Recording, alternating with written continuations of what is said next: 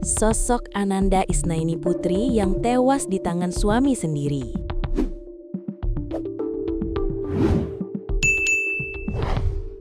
Sosok Ananda Isnaini Putri, 20 tahun, yang meninggal di tangan suaminya sendiri, M. Ali, 29 tahun. Dia dihabisi secara keji oleh suaminya, mulai wajahnya dimasukkan ke bak air hingga dipukuli. Peristiwa tersebut terjadi di rumah mereka di Kelurahan Sidodadi, Kisaran Barat, Kabupaten Asahan, Sumatera Utara, 2 Februari 2026. Saat ini, pelaku M. Ali telah ditangkap untuk proses hukum lebih lanjut. Ananda memiliki akun Facebook bernama Putri Ananda yang sudah memiliki 6.300 pengikut.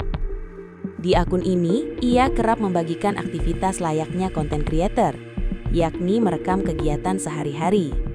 Namun, ia tidak lupa akan tugasnya sebagai ibu. Ia pun sering ke pasar tradisional sembari menggendong anaknya yang masih balita. Tak lupa pula, ia membersihkan rumah sembari mengasuh sang anak. Ananda juga beberapa kali membagikan momen sedang bersama suaminya.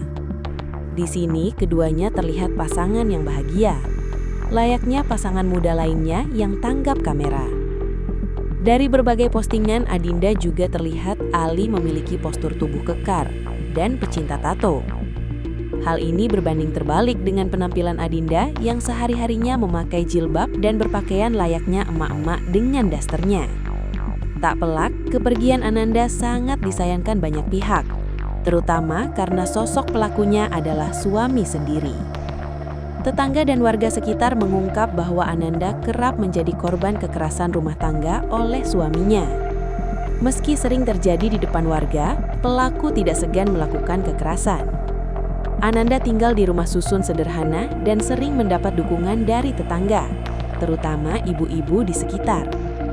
Sejumlah pengguna akun media sosial mengunggah peristiwa ini dan mengutuk aksi keji pria bertubuh kekar tersebut.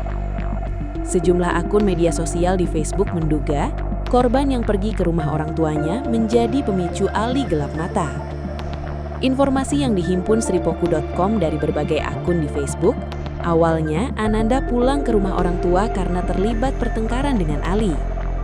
Tak lama, Ali datang menjemput untuk membawa Ananda pulang bersamanya. Lantaran tidak menduga ada persoalan serius, orang tua Ananda mengizinkan anak mereka kembali ke tangan suami.